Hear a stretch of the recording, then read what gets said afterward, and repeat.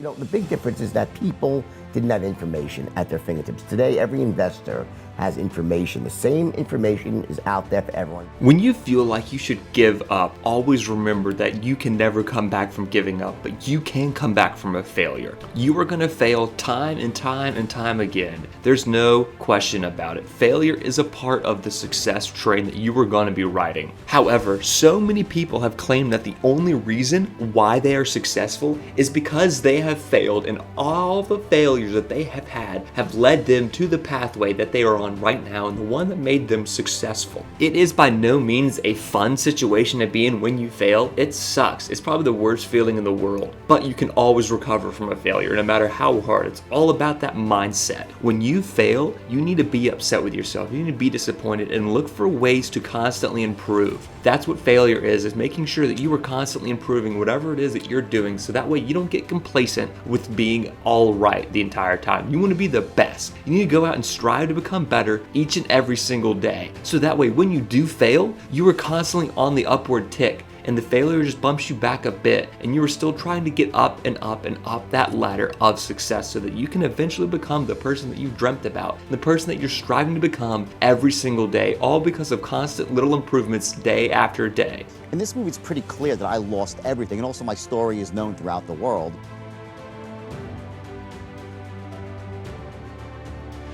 Depending on the person, everyone's different. We all have a certain set of beliefs about buying. Some people are very hard to sell to. Some are very easy to sell to. I'm the easiest person.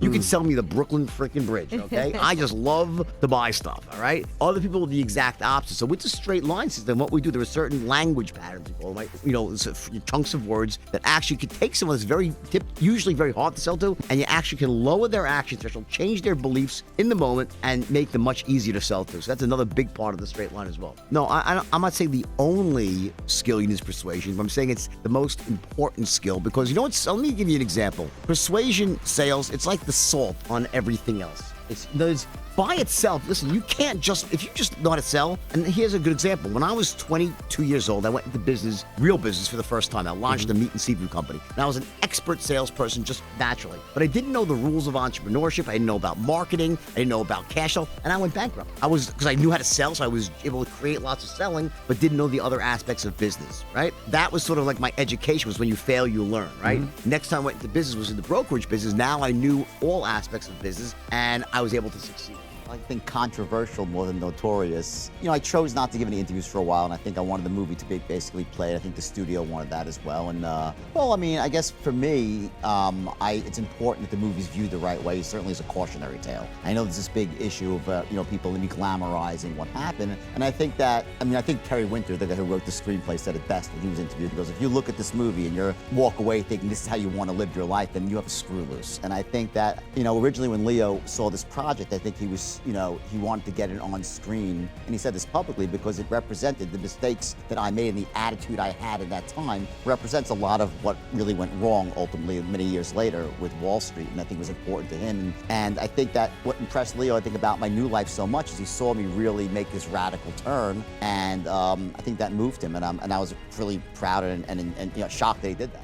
I had this moment of clarity, a window of clarity. And this is one of the things I really believe that we all get in our lives. When you're in that moment of clarity, that window, you got to jump through it. And for some reason, I understood a couple of things, a few distinctions that other people hadn't seen. And very quickly, I realized there was a niche in the market. And I developed a system. This is a turnkey system based on 4 things, all part of one move, essentially to get from one place to another. And it got to the point within 6 months that I was making $1 million a year myself as a stockbroker, but I could train any human being, regardless of age, race, creed, color, socioeconomic background, educational status, it didn't matter. They could have this much desire and I could amplify it, and in 6 months, they'd be rich too. The truth is, the fact that the 5% I did wrong, if I did that right, I'd be a billionaire right now. Because that costed me my success. That wasn't the basis of my success. The other part of it was the basis of my success. And here's the bottom line. It's very simple. There are 4 things that you have to do to be wildly successful at anything. Yep. It doesn't matter. It could be money, relationships, spirituality, in love, in community, contribution, how you feel each day. That's 4 things, not 1,000 things, not 100, it's 4. I think the culture's a little bit different here. I think, I think I could have done well. Probably just, in a different way. You always want to adapt what you're doing to fit into the culture. We actually had a lot of clients that I know we called over to the UK, called all over the world. I think more than just here, remember that it was back, like the movie came out only maybe, 6, 7 years ago, but this occurred 30 years ago. Things have changed. 30 years ago, they didn't have, the big difference is that people didn't have information at their fingertips. Today, every investor has information. The same information is out there for everyone. I think that nowadays, if an investor, doesn't educate themselves, shame on them. If someone calls you up on the phone and says, you can find out yourself. Back then, it was not like that. So I think that's a good thing they can do that. So I think the paradigm has shifted now. So not so much from not calling people on the phone. I think more of the information flows now through, newsletters, emails, news, stuff like that. Thank you all so much for watching this video. If you haven't already, please go ahead and like the video, subscribe to the channel, and let us know what you thought down in the comment section below.